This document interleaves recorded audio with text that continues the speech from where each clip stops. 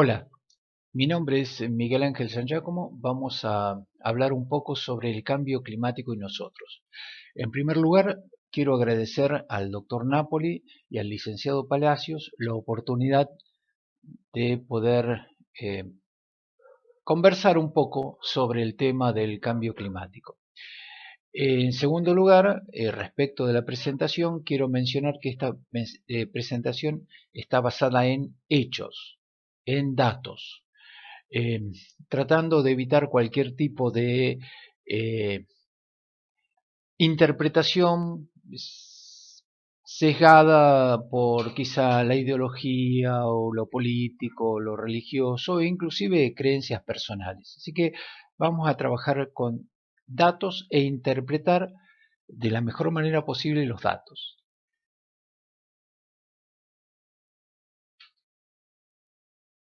Un punto muy importante a considerar es que el problema del clima es mundial. O sea, no es un problema que nos afecta a nosotros únicamente, afecta a todo el mundo. Eh, Vamos a trabajar sobre dos grandes temas, y los temas quizá más conocidos o más en agenda. Uno es el aumento de la radiación ultravioleta, que está dado por las sustancias que afectan la capa de ozono y están comprendidas dentro del Protocolo de Montreal. El Protocolo de Montreal, como otros protocolos, son acuerdos que se firman entre los países que adhieren, que tienen que ser ratificados por los congresos de cada uno de esos países y tienen fuerza de ley dentro de cada uno de los países. Como son temas climáticos en general, no están muy comprendidos dentro de la constitución de cada uno de los países integrantes, por lo tanto se firma este tipo de protocolos. El segundo tema es el aumento de la temperatura global, que está dado básicamente por el efecto invernadero y que está comprendido dentro del protocolo de Kioto. Los protocolos llevan los nombres de los lugares donde se realizan la firma de los mismos. Protocolo de Montreal en Canadá y Kioto en Japón. Aquí vemos qué es lo que sucedió con las temperaturas del globo desde 1970 al 2015. Cuanto más oscuro el color, mayor temperatura. Es el aumento de temperatura global que ocurrió en los últimos 50 años.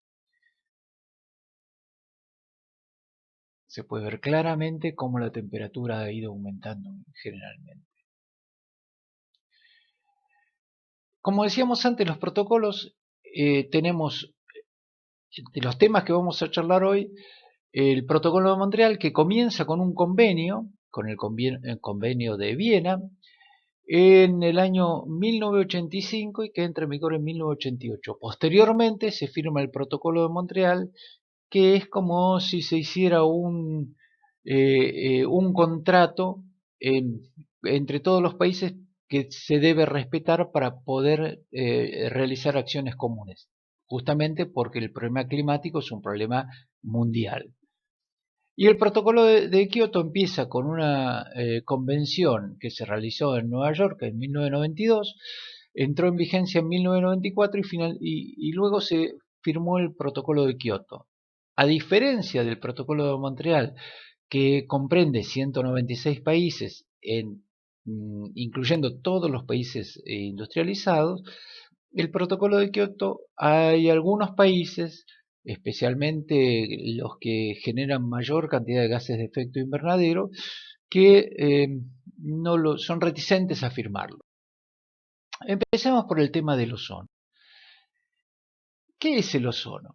¿O para qué sirve el ozono? La función más importante del ozono es absorber la radiación ultravioleta que procede del exterior, básicamente las radiaciones del sol, y es lo que permite la vida en la Tierra tal como la conocemos.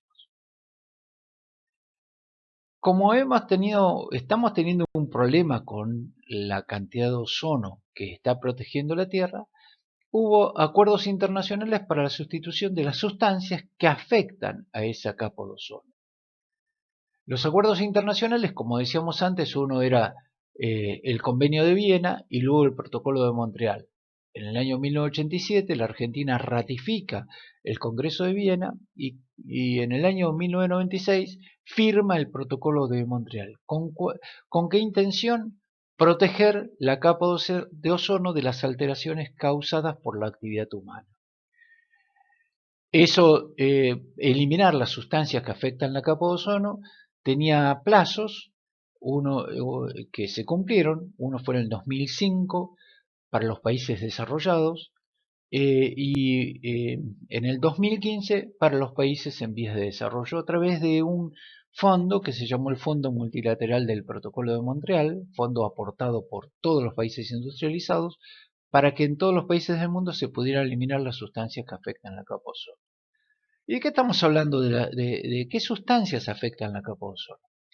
Desde el punto de vista agrícola hay un biocida que era muy popular y que se utilizaba mucho, que era el bromuro de metilo, y los más importantes eran los de uso industrial, que son los clorofluocarbonados, que se utilizó fundamentalmente en refrigerantes, en aires acondicionados, heladeras, en aerosoles, en espumas, en solventes.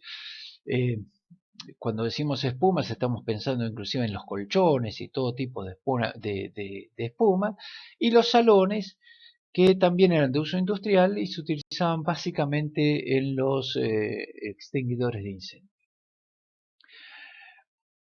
¿Hay sustancias naturales que afectan la capa de ozono? Sí. De hecho, el mar es uno de los grandes fuentes de sustancias que afectan la capa de ozono. Pero el mar y el ambiente están en un perfecto equilibrio y si bien emite sustancias que destruyen la capa de ozono, también las capta y se mantiene un equilibrio que no afecta la vida tal como la conocemos. Pero esto es nada más que el 18% del total. El resto, o sea, el 82% restante, es producto de la actividad humana. Y este es el efecto antropogénico, el efecto del hombre y de las actividades que realiza el hombre sobre los problemas que nosotros tenemos en el medio ambiente. Aquí están los clorofluorocarbonados, los halones y el bromuro de metilo, cada uno con su proporción. Ahora veamos cómo es el tema de la capa de ozono. La capa de ozono es una capa natural que tenemos en el ambiente, en la estratosfera, que nos protege, filtra los rayos ultravioleta. ¿Cómo se produce? Básicamente tenemos el oxígeno, la radiación del sol a través de los fotones, impacta sobre el oxígeno, ese oxígeno libera, recordemos que el oxígeno está formado por dos átomos de oxígeno, o sea, la molécula de oxígeno, el oxígeno gaseoso tal como lo conocemos, tiene dos átomos de oxígeno, entonces se rompe y una molécula va a otro átomo de oxígeno y forma el ozono. El otro átomo hace exactamente lo mismo y así permanentemente y en un constante equilibrio se forman las moléculas de ozono que son las que nos protegen. Ahora, el bromuro de metilo y los otros productos que se llaman los clorofluorocarbonados, los halones, ¿cómo es que actúan? El bromuro de metilo, los clorofluorocarbonados, los halones, se elevan, llegan al lugar donde está la capa de ozono, ahí justamente el fotón rompe la estructura, se libera el bromo intenta volver a formar una unión, lo hace golpeando la molécula de ozono, que es una molécula relativamente lábil, toma un oxígeno, entonces forma monóxido de bromo y vuelve a dejar libre la molécula de oxígeno tal como la conocemos, pero que perdió la capacidad de filtrar la radiación ultravioleta. Entonces veamos cómo funciona este cubo. Acá tenemos la capa de ozono Y tenemos tres tipos de radiación ultravioleta. La radiación ultravioleta A, la B y la C. La A es la menos perjudicial, prácticamente es la que nos permite tomar la coloración en la piel los días, durante el verano, y es también la que nos permite generar la vitamina D, hoy en ciertos círculos ya llamado hormona D, que permite muchas de las funciones vitales en el cuerpo humano. La mejor fuente que nosotros tenemos de vitamina D es justamente la luz solar. Pero también tenemos la radiación ultravioleta B, que fundamentalmente la capa de ozono la filtra en su mayor parte, pero que es nociva para la vida en la naturaleza. Y la más grave de todos es la radiación ultravioleta C, que son las de menor longitud de onda. Esto se divide en A, B y C porque dentro de la radiación ultravioleta, dentro del espectro ultravioleta, hay diferentes longitudes de onda. Entonces, por suerte son filtrados casi en un 100% por esta capa de ozono. Ahora, ¿qué pasa cuando disminuye la capa de ozono? Veamos que hemos disminuido la capa de ozono. La radiación ultravioleta A, prácticamente como antes no la filtraba la capa de ozono, no tenemos, se mantiene más o menos igual. Ahora, la radiación ultravioleta B, que es la que nos provoca las quemaduras, la que provoca cáncer de piel, los problemas visuales, una mayor trabaja sobre el sistema inmune, por lo tanto nos provoca mayor susceptibilidad a infecciones, provoca daños a plantas y los cultivos. De hecho, una de las zonas más donde mayor radiación ingresa es en la Patagonia. En la Patagonia hay una raza de vacuna que es el Hereford, que tiene un color oscuro de pelo oscuro, pero tiene toda una zona blanquecina alrededor del ojo. Bueno, la cantidad de cataratas, cánceres y problemas que tuvieron esos animales por la radiación fue muy grande. También hay algunas plantas, están algunos famosos rosales en el sur, que las yemas quedaban inutilizadas, por lo tanto no producían flor por efectos de la radiación ultravioleta. Eso es alguno de los efectos que nosotros hemos notado, pero también afecta al plancton y a la vida marina. Acá tenemos la comparación de la capa de ozono normal y de la capa de ozono cuando está disminuida. Vemos que el principal problema lo tenemos en la radiación ultravioleta B. ¿Qué es el agujero de ozono? En realidad el agujero de ozono es lo que vimos recién, una reducción en el espesor de la capa de ozono. Esto ocurre fundamentalmente en el invierno y se prolonga hasta los primeros días del verano, pero en general ya en noviembre se reconstituye bastante. Es mayor en la Antártida que en el Ártico, y esto era todo. ¿Por qué? ¿Por qué pasaba esto? Porque en realidad la Antártida, que es un continente, tiene menores temperaturas que las temperaturas que tiene el Ártico. Vemos cómo es la concentración de ozono en la atmósfera. Y vemos fundamentalmente que la concentración, la capa de ozono se sitúa entre los 10.000 y los 30.000 metros. Más o menos, esto es algo que puede variar un poco, varía con la época del año, pero para tener una idea. ¿Qué son 10.000, 12.000 metros? Es la altura donde volamos en un avión cuando hacemos un viaje relativamente largo. O sea, a partir de ahí tenemos la capa de ozono hasta los 30 kilómetros de espesor. También tenemos ozono a nivel nuestro, a nivel de nuestras actividades cotidianas, que está producida básicamente por las actividades del ser humano. Una fotocopiadora, las fotocopiadoras viejas, por ejemplo, generan una cantidad de ozono, no digo importante, pero genera ozono. Ahora veamos en un mapa cómo es la destrucción de la capa de ozono. Vemos en agosto del 2001 y en agosto del 2002, la misma fecha. No es siempre igual. en un año, que vemos lo que se ve aquí es la Antártida, vemos la parte sur de nuestro país y vemos que en un año estaba concentrado exclusivamente sobre la Antártida y en el otro año es como que fue rotando un poco. Y ahora vamos a ver por qué pasa esto. Y la otra cosa que tenemos que tener en cuenta es que este fenómeno afecta a la Patagonia, pero puede llegar a Buenos Aires e inclusive en algún año ha llegado hasta San Pablo, siempre en invierno.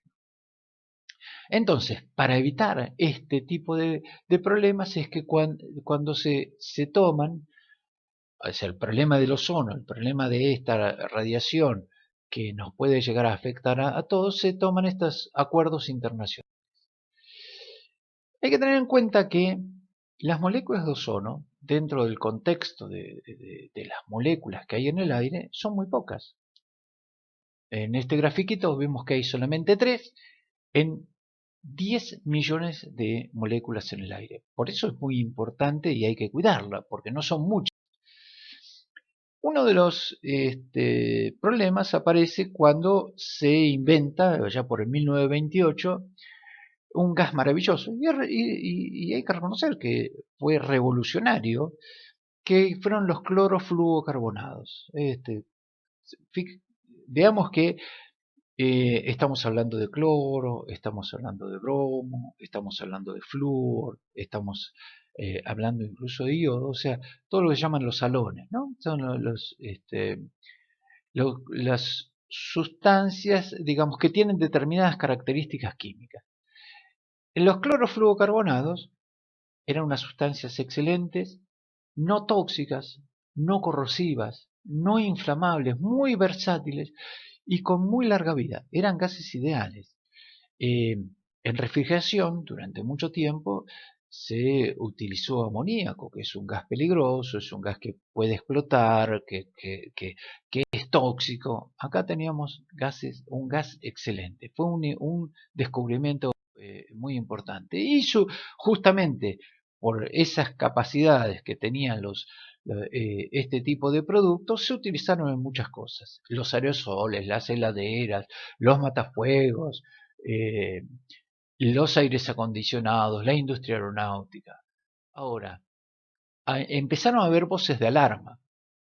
En 1982 empieza a haber problemas con si los gases en los aerosoles podían haber estado afectando a, a la capa de ozono o no, porque ya había algunos indicios, y en general había un descreimiento por parte de la población. O sea, contenían los aerosoles contenían clorofluorocarbonados, sin embargo, el público consideraba que no había ninguna prueba de que hubiera algún peligro. Hasta que gracias a los satélites se empieza a descubrir el famoso agujero de ozono. Ya en 1974 inclusive hay un Nobel que ganan Rowland y Molina porque ellos habían investigado los clorofluorocarbonados y veían que ascendían a la estratosfera y destruían, los átomos de cloro destruían la capa de ozono.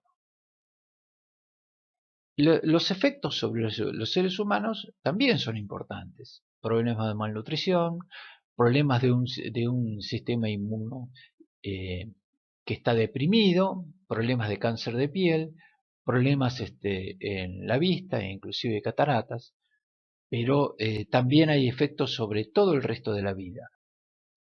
Entonces se decide básicamente disminuir o eliminar el uso de clorofluorocarbonados. Y acá está la segunda resistencia.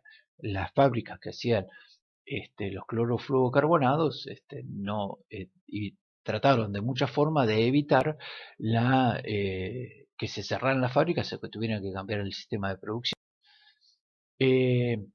Esto hizo que los países desarrollados dieran algún tipo de facilidad para que las fábricas se reconvirtieran y lo mismo los paneles de expertos sugerían que se tomaran medidas más drásticas, y esto incluyó también una ayuda para los países en desarrollo para eliminar el uso de clorofluorocarbonados, tanto en la industria de las heladeras, en la industria de los colchones, en la industria de los matafuegos. Digamos, hoy los únicos halones que se utilizan, y no en todos los lugares, es para los famosos puff que se utilizan para la gente que es asmática, en ese tipo de aerosoles, pero en general, en todo lo que es industria, se ha prácticamente eliminado el uso de los clorofluorocarbonados y de los halones. Ahora, ¿qué pasaba con lo que había producido? Estaba producido y ahora no lo podemos usar más. Y una de las cosas que se intentó hacer fue enviarla a terceros países o a países que tuvieron menos restricciones climáticas, o más que climáticas, ambientales. Y el otro punto es que durante mucho tiempo, inclusive hasta por ahí diría que en algún caso hoy, los técnicos que reparan heladeras, que reparan aires acondicionados, todavía tienen algún gas no ecológico, los gases de reemplazo de las sustancias que se utilizaban anteriormente. Hoy se denominan gases ecológicos, no vamos a entrar diciendo los nombres ni los números. Pero todavía hay mucha gente, o hubo mucha gente, y hoy queda menos, pero todavía quedan algunos que utilizan los gases eh, no ecológicos, especialmente si los equipos son equipos antiguos. Eh, la toma de conciencia a nivel individual a veces demora un poco. Recordemos un poco entonces que nosotros estamos protegidos por esa capita, que está formada entre 10 y 30 kilómetros, 50 kilómetros de acuerdo al autor, que es la famosa capa de ozono, y que es lo que nos permite mantener la calidad de vida que nosotros tenemos y la vida tal como la conocemos. Esto se utiliza hay varias formas de medir la radiación ultravioleta. Digamos, la que más se utiliza, o digamos que tiene mayor soporte científico, es lo que se llaman las unidades Dobson. Algunos lo llaman también grados Dobson, que mide la cantidad de ozono que tenemos en una determinada superficie. O sea, esto es una superficie, un volumen, la cantidad de moléculas de ozono que hay en condiciones normales de presión y temperatura.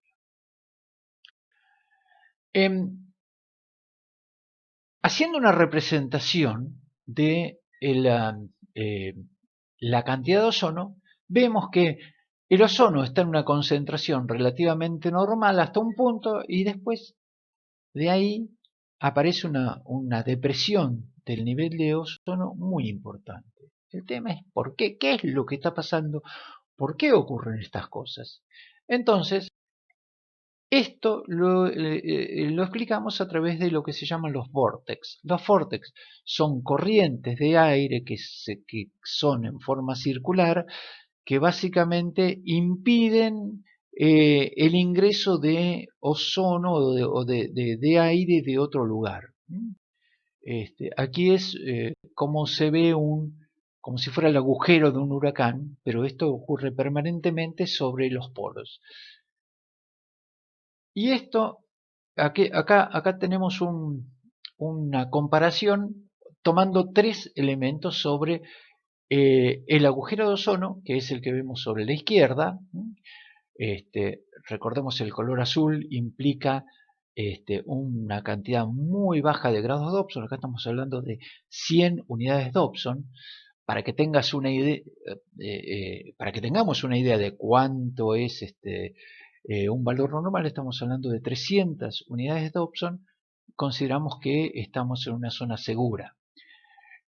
Muchas veces nosotros hemos tenido, inclusive en Buenos Aires, 200, 250 grados Dobson o unidades Dobson, e inclusive, como decíamos anteriormente, hemos llegado a tener en San Pablo alrededor de 250 unidades Dobson. Ahora, esto tiene que ver con la capacidad de la formación de vórtex. Y estos vórtex se forman alrededor de los lugares más fríos.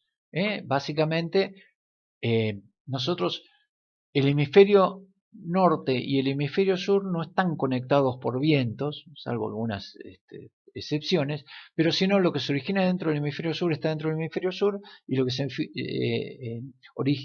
origina en el hemisferio norte queda dentro del hemisferio norte. Tenemos que tener en cuenta que el ozono se produce permanentemente en el Ecuador. El Ecuador genera permanentemente ozono. Y como todo gas, va de la zona de mayor concentración a la zona de menor concentración, en algo que se llama gradiente.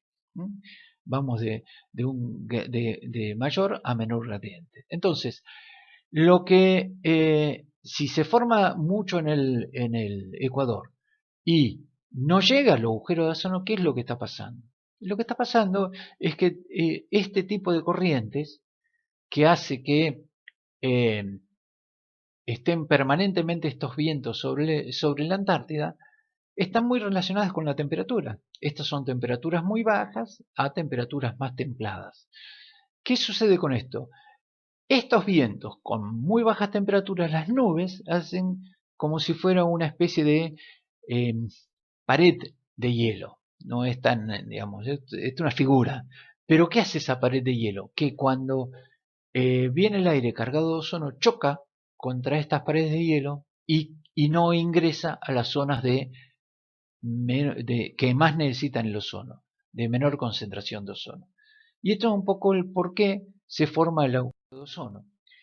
Si vemos estos datos, creo que son del 2006, me parece. De todas maneras, lo importante de esto es que vemos en este gráfico la superficie del agujero de ozono, tomando desde julio hasta diciembre. Vemos que la superficie aumenta muchísimo, básicamente en septiembre, en octubre, en noviembre disminuye y en diciembre llega a cero. Esta es la superficie del agujero de ozono. Ahora, ¿qué pasa con la cantidad de unidades Dobson?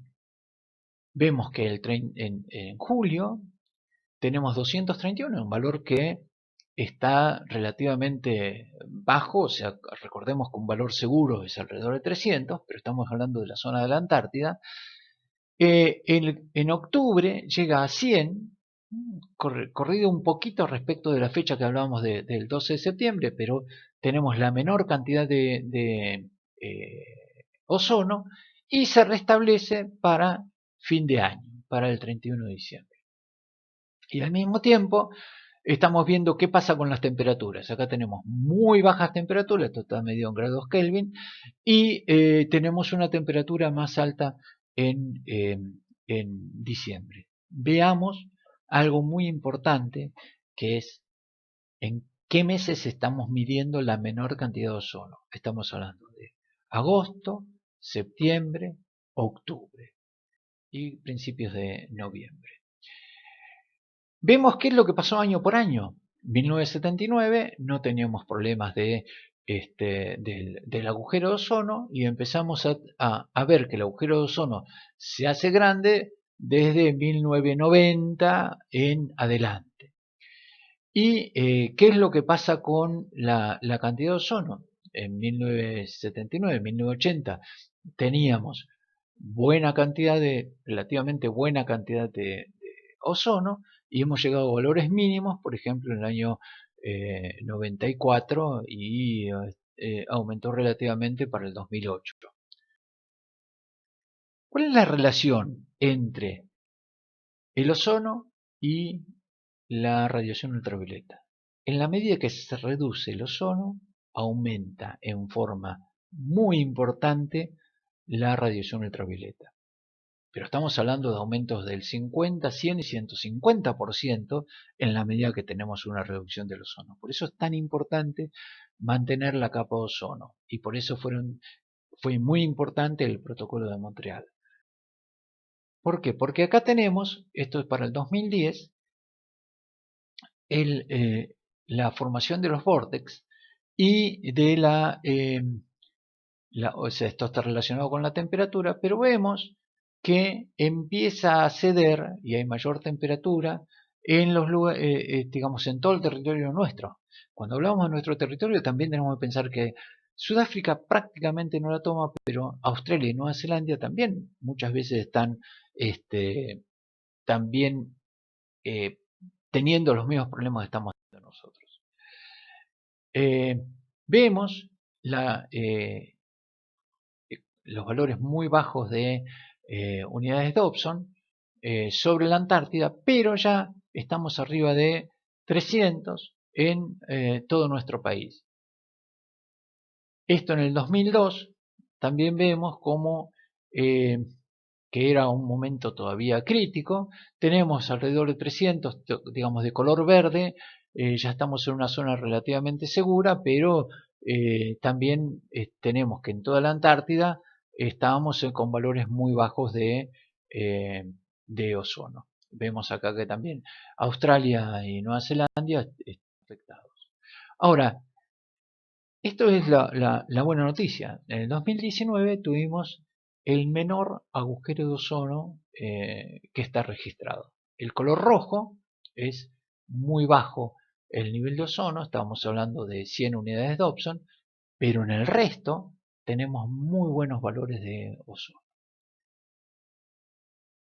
Y esto es todas estas líneas que realmente son medio complicadas, no vamos a ver uno por uno, pero sí vamos a ver que esta línea es el año 2019 y estos son años anteriores.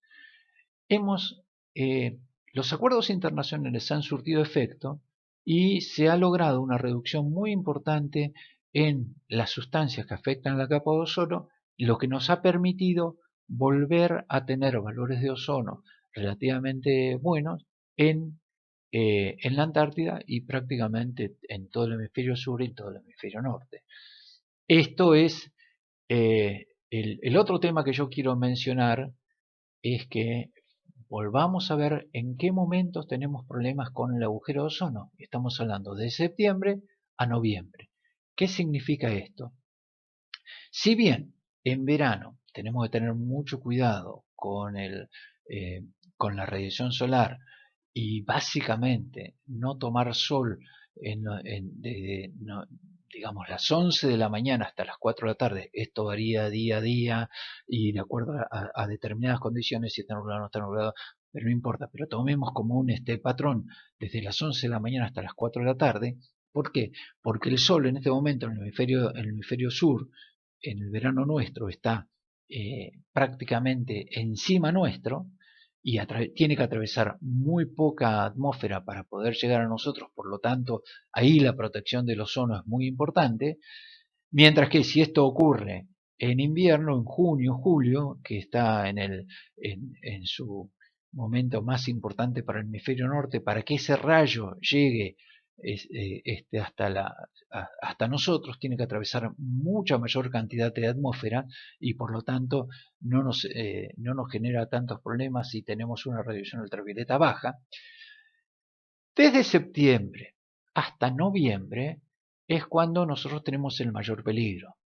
A Dios gracias, hemos logrado reconstituir la cantidad de ozono a nivel ambiental, pero igual sigue siendo peligroso. Y es el momento en los cuales generalmente nos descuidamos un poco, cuando uno va a la plaza a tomar sol y uno ve que la gente por ahí sale de la oficina y hasta se desabrocha la camisa para tomar sol y las chicas quieren verse bien, quieren verse tostadas, empezar antes la temporada y es el momento más peligroso. Justamente por esta reducción en la capa de ozono que se produce y que si bien ha mejorado mucho, de acuerdo a lo que nos está marcando el gráfico, pero todavía es un momento crítico, es un momento en el que hay que cuidarse. Ahora veamos un poquito el tema del cambio climático. Como hemos dicho, estamos tratando de tener datos y no percepciones. El cambio climático y el calentamiento global. El calentamiento global es consecuencia del cambio climático. Esto es muy importante. El segundo punto, el aumento de los gases del efecto invernadero es consecuencia de las actividades del ser humano. Calentamiento y enfriamiento global ha ocurrido en forma natural. Ahora, ¿cuál es la diferencia? Que el calentamiento y el enfriamiento global ha llevado miles, millones de años, mientras que este efecto que nosotros estamos viendo, con suerte tiene 200 años, yo diría que tiene menos. Esto se mide a través de la cantidad de anhídrido carbónico. Hay un estudio muy interesante hecho en los glaciares nuestros, en el glaciar Perito Moreno, donde se fue con una especie de sacabocado y se fue tomando las muestras del hielo para ver la calidad del aire.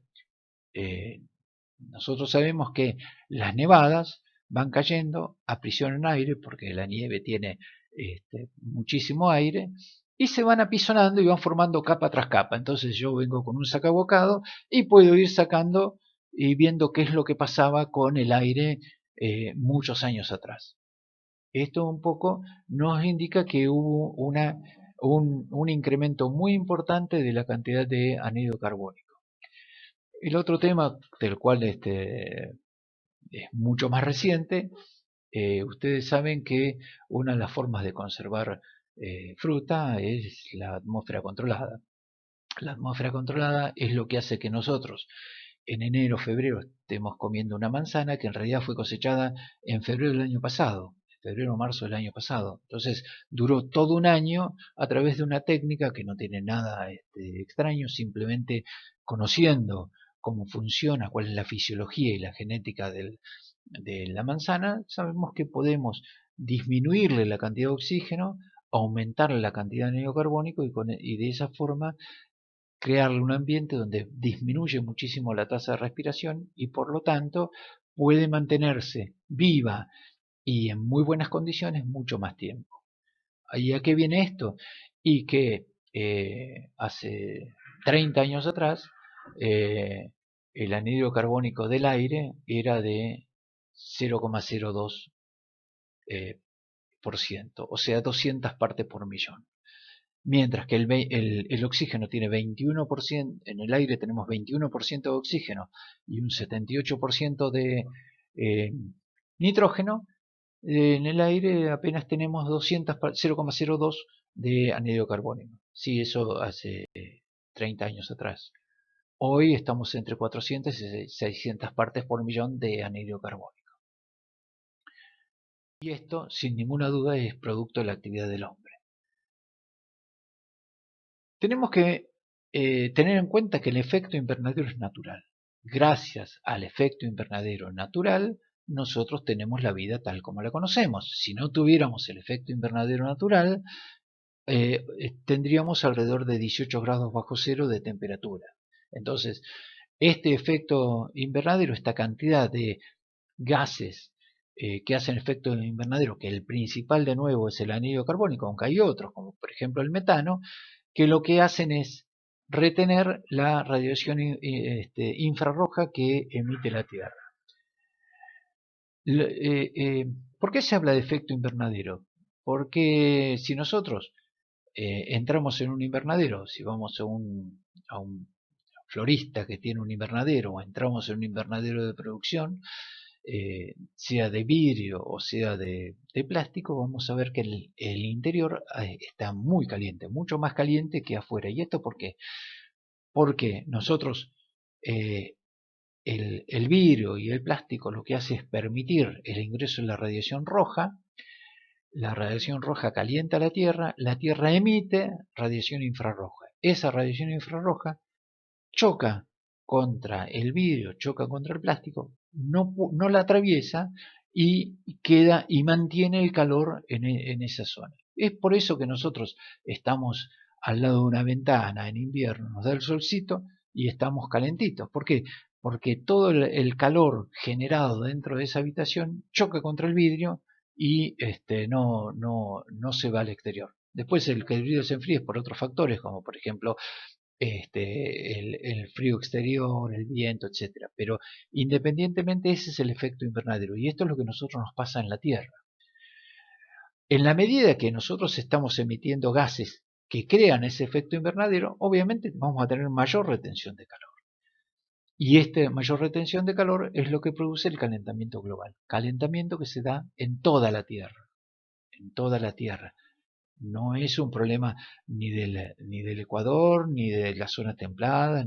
Es un problema de toda la Tierra. ¿Por qué decimos que es antropogénica?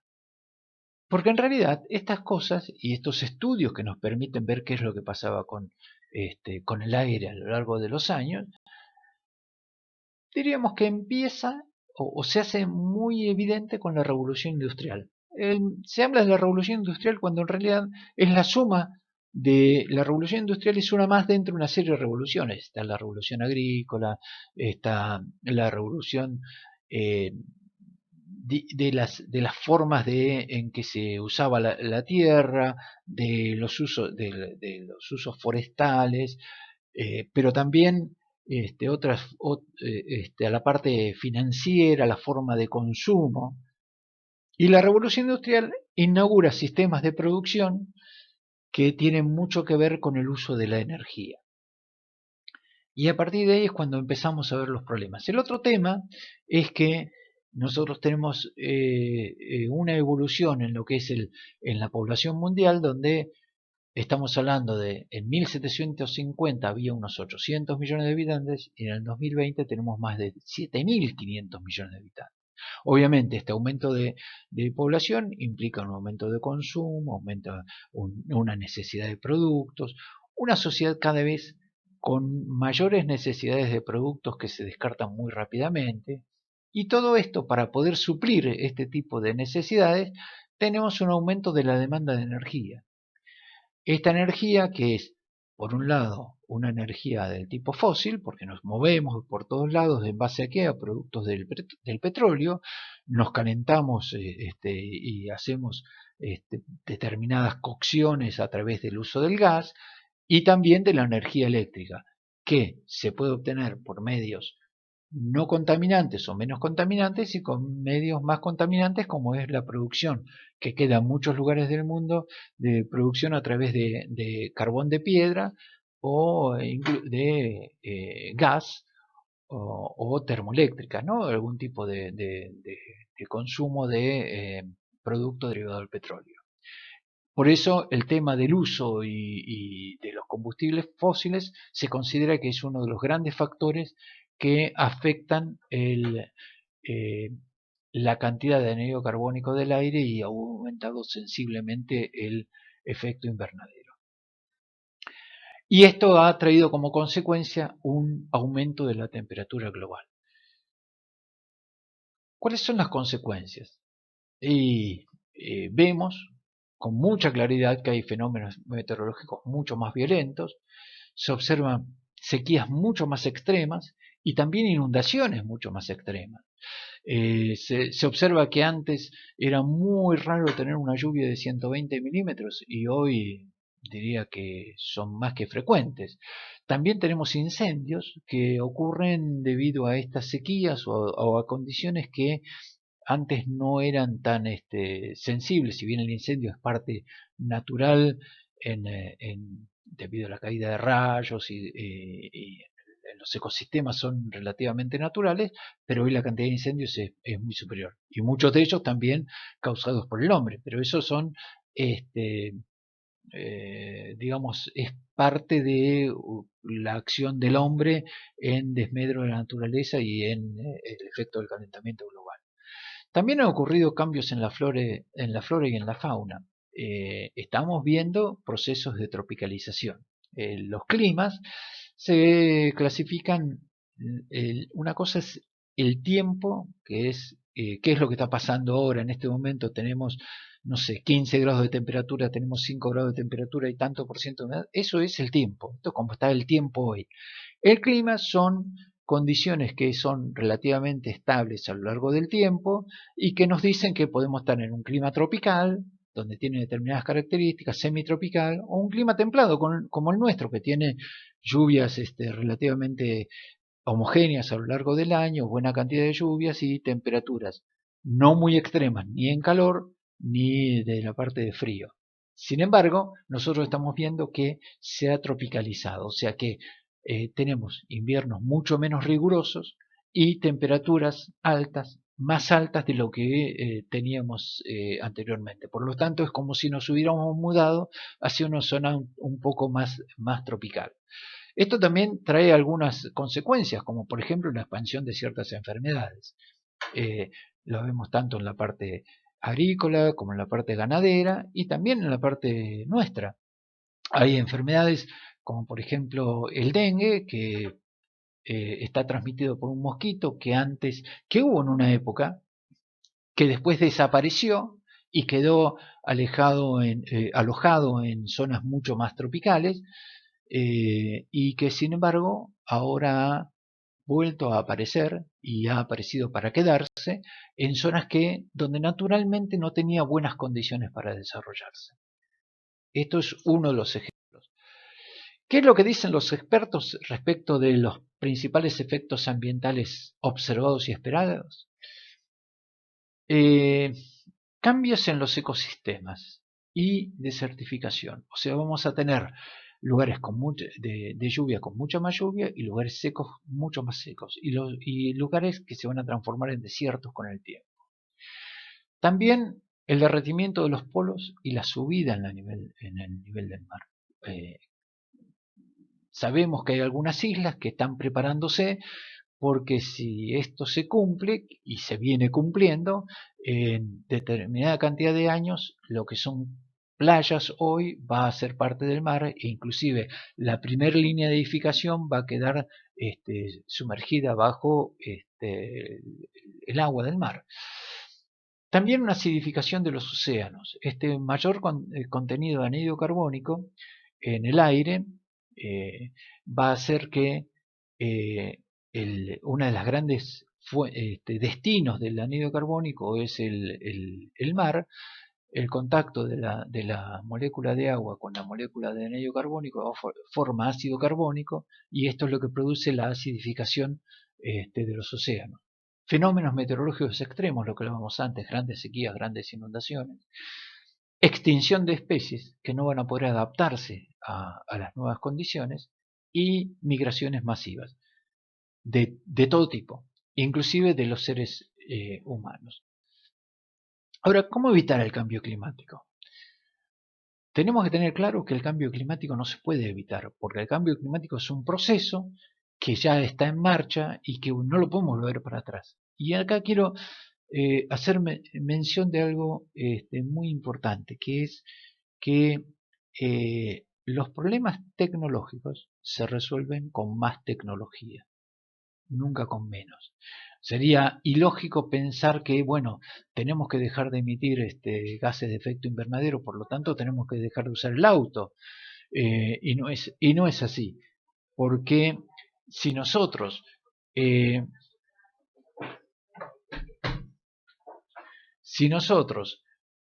estamos queremos ir desde acá a Salta, queremos ir en avión o a lo sumo en auto o en micro, pero no estamos pensando en andar a caballo para poder ir a Salta. Entonces, tenemos que ver de qué forma nosotros vamos resolviendo esta emisión de gases de efecto invernadero. Por lo tanto, lo que podemos hacer es pasamos de motores que tenían eliminaban gran cantidad de anhídrido carbónico de otros elementos a autos que son mucho más amigables con el medio ambiente y también estamos yendo hacia los motores híbridos que no tienen efecto o tienen mucho menor efecto sobre el medio ambiente y cuando tengamos los motores eléctricos mucho menos todavía. Entonces lo que podemos hacer es reducir sus efectos. También adaptarnos a los cambios es otro tema importante. O sea, sabemos que si nos estamos tropicalizando, de qué forma vamos a adaptarnos a esa nueva condición. Podemos hacer medidas que nos permitan disminuir su ritmo. Y esta es a través de, podemos aumentar los destinos de los gases de efecto invernadero. ¿Quién es el principal usuario del anhídrido carbónico? Los vegetales. Entonces, si seguimos deforestando, vamos a tener problemas. Ahora, si en lugar de seguir deforestando, intentamos hacer parques con plantas o aumentamos la superficie que tengan vegetales o podemos utilizar diferentes formas que nos permitan captar el anhídrido carbónico, que se llaman sumideros de anhídrido carbónico, es una medida interesante. De hecho, el protocolo de Kioto permitía que se forestara y que esos sirvieran como captadores de carbono, inclusive hasta se vendía esa captación de carbono para los países que no podían disminuir la cantidad, las emisiones de gases de efecto invernadero. Y esto se llaman medidas de mitigación y adaptación al cambio climático, que son las que nosotros podemos hacer para mitigar, tratar de disminuir el ritmo del cambio climático y la adaptación al mismo. Acá tenemos esto es de la Bolsa de Comercio de Rosario, para la misma fecha, prácticamente la misma fecha. A la derecha, ¿qué pasaba con la humedad del suelo en el 13 de agosto del 2009, el 12 de agosto del 2010 y el 12 de agosto del 2020? Vemos, la zona roja es una sequía infernal y la zona azul y verde son zonas muy húmedas. Podemos ver que en el 2009, y esto yo lo recuerdo personalmente, porque estaba con una delegación de españoles, y recorriendo Tucumán, Santiago del Estero, Córdoba, inclusive fuimos hasta la Mesopotamia. Esto era una sequía infernal, espantosa, muerte de animales porque no tenían agua para consumo, no había agua para consumo animal en muchos de estos lugares. En el 2010 ahí mejoró, y en el 2020 fijémonos que donde en lugares que había extrema sequía, hoy no la hay, lugares que son relativamente secos, como es por ejemplo la zona de los valles de Río Negro y Neuquén. En este momento tenemos un exceso de agua. Estos lugares habitualmente llueven 120, 150, como mucho 200 milímetros por año, y en este momento tenemos lluvias muy importantes. Esto es un poco lo que nos estamos refiriendo. Si bien podemos decir, bueno, pero esto ocurre, siempre ha ocurrido históricamente, no ha ocurrido sequías e inundaciones. Sí, pero no con el ritmo que están ocurriendo ahora. Porque yo recuerdo haber sufrido 1 o 2 años de sequías intensas, pero 1 o 2 años después de unas inundaciones terribles. Y si rememoramos un poco 2009, 2010, 11, 12, 13, 14, 15, 16, en nuestro país, vamos a ver que estos fenómenos fueron más que frecuentes. Y esto es un poco una foto, no es una foto, pero es un gráfico hecho el 29 de abril de 2020 con temperaturas. El rojo es temperaturas altas extremos, el celeste, el azul son temperaturas mínimas intensas, y estamos en abril, tenemos temperaturas medias para nuestra zona, pero miremos el hemisferio norte y veamos que ya en abril tenía temperaturas altísimas y especialmente en las zonas donde habitualmente son zonas frías, estaban con temperaturas muy altas. Esto es lo que tenemos. Esta pequeña capita de atmósfera que tenemos sobre nuestra Tierra es lo que nos permite tener la vida como la conocemos. Por suerte, hay acciones tomadas por muchos países para disminuir los efectos de las alteraciones sobre la atmósfera que nos permitan mantener la vida tal como la tenemos. Pero es muy frágil, es una capita muy chiquita que nosotros la tenemos que cuidar. Y también tenemos que tener presente que vienen nuevos desafíos. Uno de ellos es el tema de los plásticos. Los plásticos, que si bien parece que hoy estamos haciendo algo a través de no tener bolsitas en el supermercado, tenemos que tener en cuenta que la cantidad de plásticos que se utilizan en forma permanente es muy grande. Piensen, por ejemplo, en que hoy la mayoría de los productos alimenticios vienen en plástico. Pero también pensemos que miremos un auto y en el auto la cantidad de plásticos que lo componen es muy grande. También el uso de plásticos en otro tipo de cosas. O sea, en los muebles, en herramientas, en lo que pensemos, e inclusive en telas. Y esto, hay otro problema que se llaman las microfibras de plástico, que en las telas que tienen un porcentaje de algún material plástico, cuando pasan por el lavarropas, es parte de esas fibras se desprenden, van hacia una cloaca, esa cloaca va hacia un río, ese río va hacia el mar, y esas microfibras no se degradan por ninguno de los sistemas que nosotros tenemos para tratar los residuos cloacales. Consecuentemente terminan en el mar, y ya se ha visto los problemas que causan sobre las especies marinas este tipo de plástico. Entonces el plástico es otro gran tema que seguramente como mundo tendremos que encarar y ver de qué forma lo solucionamos. Yo sobre mi escritorio tengo una lapicera que me dieron hace unos años hecha con un plástico biodegradable, hecho a través de celulosas vegetales, que realmente se va degradando. Lo tengo justamente como para verlo, para ver cómo se va degradando, y se va degradando con el tiempo. Porque uno de los grandes problemas del plástico es que no se degradan fácilmente en la naturaleza. Entonces, ¿esto significa no tenemos que usar más plástico? No, probablemente tenemos que ver qué tecnología se utiliza en la fabricación que permitan que esos plásticos se puedan degradar y podamos mantener las condiciones de vida tal como nosotros la conocemos. Y es lo que nos permite mantener la vida y la calidad de vida en la Tierra. Muchas gracias.